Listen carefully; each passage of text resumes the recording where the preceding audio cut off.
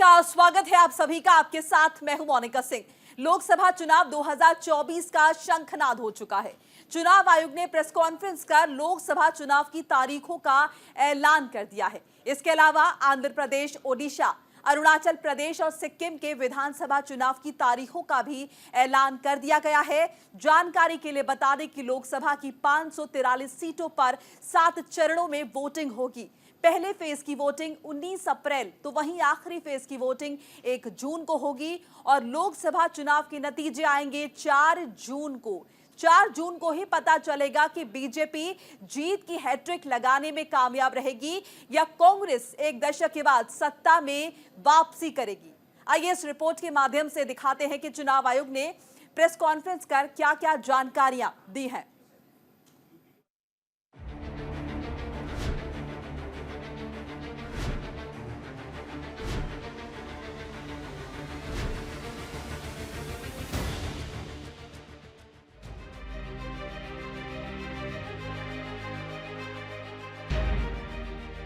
मुख्य चुनाव आयुक्त राजीव कुमार ने चुनाव से जुड़े 3 चुनौतियों का जिक्र किया।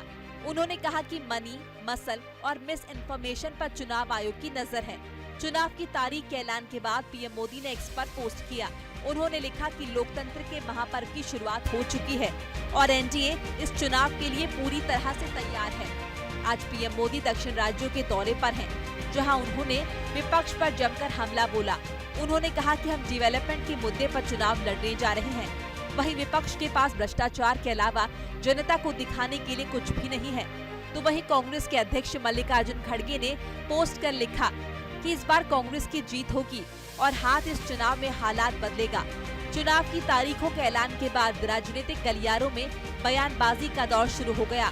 कांग्रेस नेता अधीर रंजन चौधरी ने कहा कि चुनाव की तारीख का ऐलान हो गया है और कांग्रेस इस चुनाव के लिए तैयार है। अगर ऐसा होगा तो अच्छा लगेगा। हम तो यही कहते कि चुनाव के समय सीसी हमारे माई बाप होते हैं, सारे तो मैं उनके पास ही रखूंगा। उम्मीद भी करूंगा कि हमारे देश में जो चुनाव होने वाला है वो सही सलामत हो, आम लोग निश्चित तरीके से निर्भय होकर, निडर होकर सब मतदान करें और चुनाव में निष्पक्षता बरकरार रहे और सबके साथ न्याय हो, सब पार्टी के साथ। मैं कुछ बोले तो हाँ, दूसरे कुछ बोले तो ना, ये नहीं होना चाहिए। तरह तरह की घटना जब घटते हैं, कभी तो हमें बुरा लगते हैं, तो हम चाहते हैं कि शुरू से ही हम ये बात करते आ रहे हैं कि सबके लिए समान अधिकार है, लेवल प्लेइंग फील्ड होना चाहिए। अधीर रंजन चौधरी के बयान के बाद पश्चिम बंगाल से बीजेपी के नेता सुकांत मजूमदार ने भी अपनी प्रतिक्रिया दी। उन्होंने कहा कि पश्चिम बंगाल में बीजेपी शानदार प्रदर्शन करेगी। उन्होंने कहा कि देश में एक बार फिर बीजेपी की सरकार बनेगी। अभी तक जो नोटिफिकेशन का आया है 7 फेजेज में, 7 फेजेज में इलेक्शन होगा। पिछली बार भी बंगाल में 7 फेजेज में इलेक्शन हुआ था। 19 तारीख से फर्स्ट फेज और सेकेंड फर्स्ट फेज शुरू हो रहा है। तो हम इस डिसीजन का स्वागत करते हैं और हम चाहते हैं कि पूरा peaceful, free and fair election हो। सेंट्रल फोर्सेस की उपस्थिति, सीएपीएफ की उपस्थिति में पूरा इलेक्शन हो। बीजेपी नेता अश्विनी चौबे ने कहा कि जनता ने मन बना लिया है कि एक बार फिर देश में नरेंद्र मोदी की सरकार बनेगी। उन्होंने कहा कि एक बार फिर देश में एनडीए की सरकार ही आएगी। भाई हम लोग तो शुरू से तैयार है और हर महीने चुनाव की तैयारी करते रहते हैं। एक चुनाव खत्म होता है, दूसरे चुनाव के लिए तैयारी शुरू कर देते हैं। हमारी पार्टी जो है बराबर सक्रिय रूप से हमारी हर प्रकार की चीज़ों को देखकर, संगठन के सभी स्थिति को जानते हुए हम लोग बराबर चुनाव के मूड में रहते हैं। इसलिए कहीं कोई चिंता की बात नहीं है। वो लोग समझें जो अनर्गल बयानबाजी कर रहे हैं, झूठों का बाजार गर्म कर रहे हैं। झूठ का बाजार गर्म करने में जिनको माहिर है जो लोग, वो लोग समझें। उनके लिए चुनाव धड़कन होगा। हमारे लिए चुनाव तो एक चुनौती है। निश्चित रूप से हम मिलकर के चुनाव लड़ने वाले हैं और एनडीए गठबंधन पूरी तरह से, अब तो 400 से भी ज़्यादा पार की स्थिति हमें परिलक्षित हो रहा है, दिखाई पड़ रहा है। Well, it's disheartening. On one side, the government of India and the Prime Minister himself wanted one nation, one election. 4 states, they are holding state elections as well as parliamentary elections. Why is this state being denied?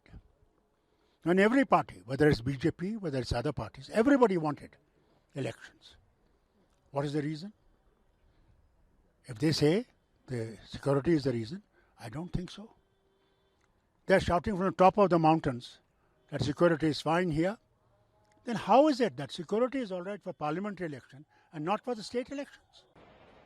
निश्चित तौर पर ये लोकतंत्र के सबसे बड़े महापर्व का हम स्वागत भी करते हैं और पूरी तरह से लोकतंत्र को मजबूत करने के लिए सभी को संयम के साथ निर्देश का पालन करना और भारतीय जनता पार्टी तो हमेशा संवैधानिक संस्था का सम्मान करती है और उसके दिशा निर्देश को पालन करते हुए लोकतंत्र के महापर्व में पूरी तरह से सकारात्मक भाव से भागीदारी करती है और सबको इसका सम्मान करना चाहिए। सामाजिक सद्भाव के साथ जनता के विश्वास को जीतने का प्रयास करना चाहिए। 2024 एक तरफा चुनाव होने जा रहा है क्योंकि देश के प्रधानमंत्री माननीय नरेंद्र मोदी जी अपने को प्रधान सेवक करके सेवा के भाव से काम किए हैं और जो कहे हैं वो किए हैं। जो गारंटी उन्होंने जनता को दी, जो विश्वास उन्होंने दिलाया, उस विश्वास पर उन्होंने खरा उतरा है। जनता इस मेहनत का फल भी देगा। हम तो इंतजार कर रहे थे और हमने जनता भी इंतजार कर रही है। मोदी जी के नेतृत्व में 370 पार बीजेपी जाए और 400 पार एनडीए जाए। अब तक का सबसे ऐतिहासिक विशाल विराट बहुमत मिलेगा भारतीय जनता पार्टी को, एनडीए को, और मोदी जी फिर प्रधानमंत्री भारी बहुमत से बनेंगे, रिकॉर्ड तोड़ बहुमत से। वहीं कांग्रेस पूरी तरह हाशिए पर चली जाएगी और अब तक के न्यूनतम वोट कांग्रेस को, न्यूनतम वोट भी और न्यूनतम सीट भी कांग्रेस को मिलेगी क्योंकि एक तरफ दुनिया के सर्वाधिक लोकप्रिय नेता श्रीमान नरेंद्र मोदी जी और दूसरी तरफ ऐसी कांग्रेस जहां नेता नहीं है, नीति नहीं है और नियत नहीं है, कुछ भी नहीं है। Results came on the 18th of May and I think all the, if I remember correctly, all the parliamentarians assembled and were sworn in sometime around the late 20s of May. It was certainly in May. I can't remember the exact date. I thought that by law that meant 5 years from then we'll have the same thing. So clearly my calculations are slightly off. The 4th of June is a bit longer than I expected, but obviously I'm sure that the Election Commission knows what it's doing in terms of constitutional propriety. And if that's what it is, that's what it is. So we will expect the results out on the 4th of June. जानकारी के लिए बता दें कि उत्तर प्रदेश की 80 लोकसभा सीटों पर 7 चरणों में चुनाव होंगे। पहले फेज का नामांकन 27 मार्च को और वोटिंग 19 अप्रैल को होगी, जबकि आखिरी फेज का नामांकन 14 मई और वोटिंग 1 जून को होगी। नतीजे एक साथ 4 जून को आएंगे। जानकारी के लिए बता दें कि सबसे ज्यादा 5वें और 6ठे चरण में 14 सीटों पर वोटिंग होगी। सबसे कम पहले फेज में 8 सीटों पर मतदान होंगे। चुनाव की तारीखों के आने के बाद उत्तर प्रदेश के कई नेताओं ने अपनी प्रतिक्रिया दी। आइए सुनाते हैं क्या कहा।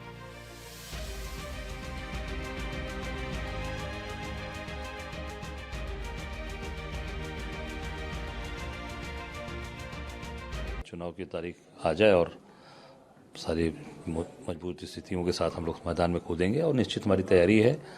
हमारे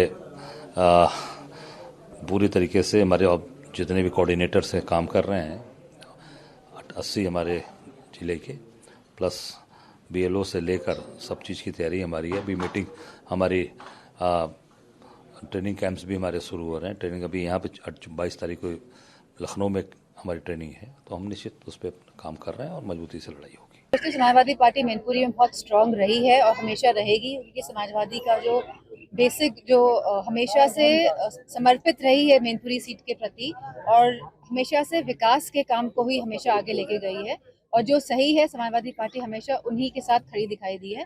तो मैं समझती हूँ कि समाजवादी पार्टी मैनपुरी में बहुत मजबूती के साथ चुनाव लड़ने जा रही है। चुनाव के तिथियों के ऐलान का स्वागत करता हूँ। विश्व के सबसे बड़े लोकतंत्र का महापर्व है 97 करोड़ से अधिक मतदाता हैं। देश का सबसे बड़ा प्रदेश उत्तर प्रदेश है, यहाँ 80 लोकसभा सीटें आती हैं। तीसरी बार प्रचंड बहुमत की मोदी सरकार बनने जा रही है।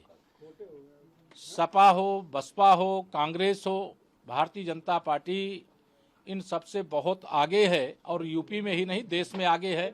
जो नारा है अब की बार 400 पार, वह सफल होगा। कि एनडीए चुनाव के लिए पूरी तरह तैयार है और जो चुनाव आयोग ने घोषणा किया है हम उसका स्वागत करते हैं। और 4 जून को जब मतगणना होगी तो 400 पार सीटें जीतकर हम लोग एनडीए माननीय नरेंद्र मोदी जी को प्रधानमंत्री बनाएंगे। चुनाव की तारीखों के ऐलान के बाद सवाल उठता है कि कौन दल कितना तैयार है। 24 के लोकसभा चुनाव में बीजेपी जीत की हैट्रिक लगाएगी या कांग्रेस एक दशक के बाद सत्ता में वापसी करेगी। न्यूज इंडिया के लिए आदित्य झा की रिपोर्ट।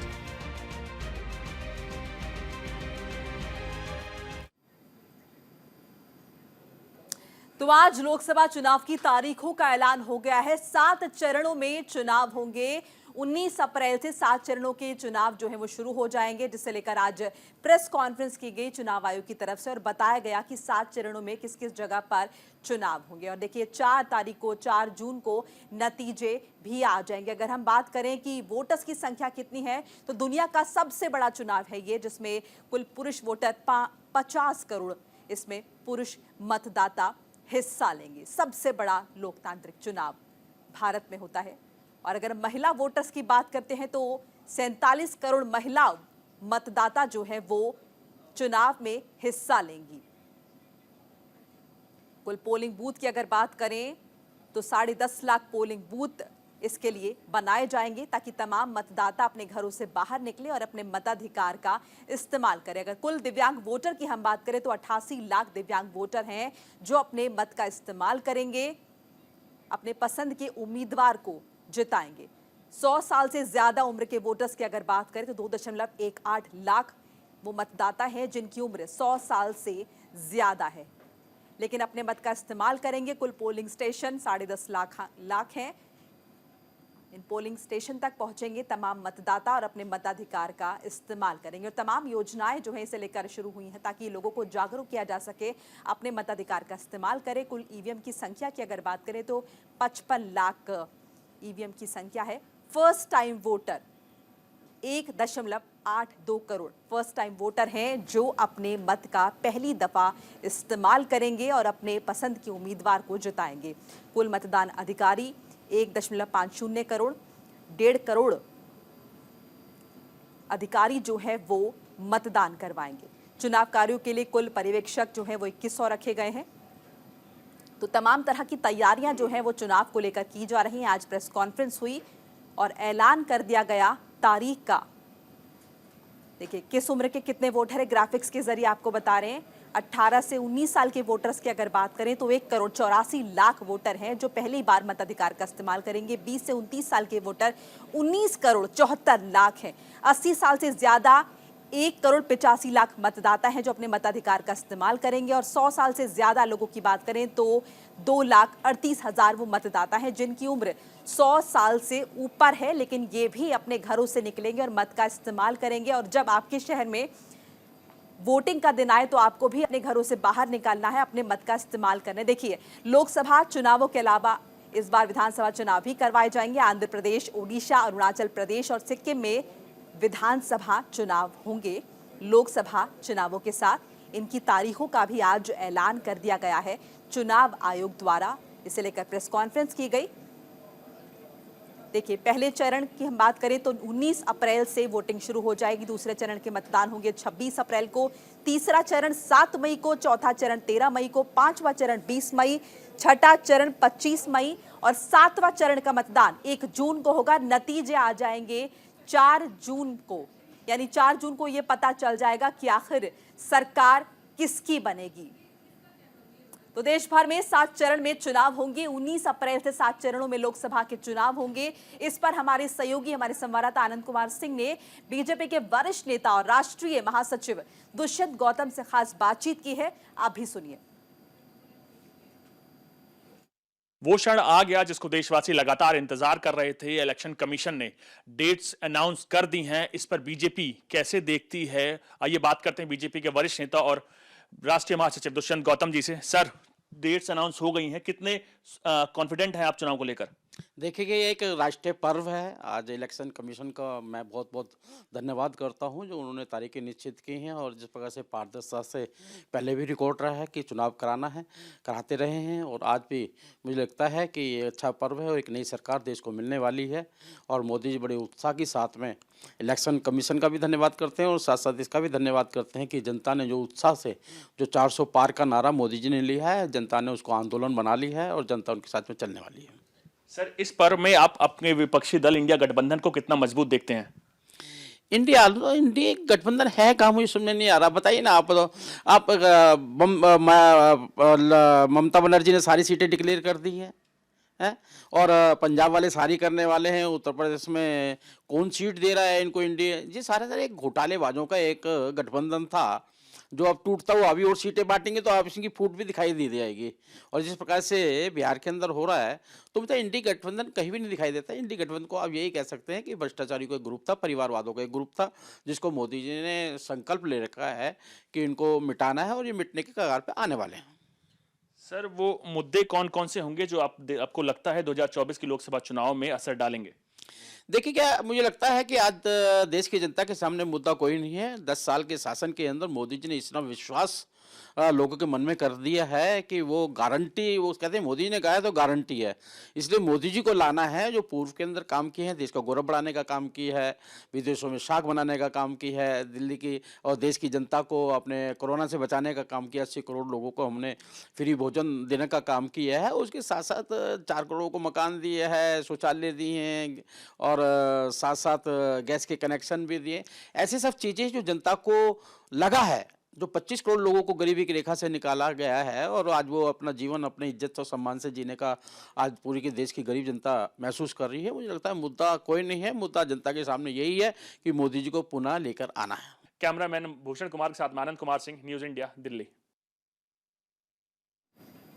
तो सभी पार्टियां अपनी अपनी जगह कॉन्फिडेंट है, लेकिन 4 जून को आखिरकार पता चल जाएगा कि जनता किसे चुनती है। इसी के साथ ही इस पेशकश में फिलहाल इतना ही। लगातार खबरों के लिए आप देखते रहिए न्यूज़ इंडिया। नमस्कार।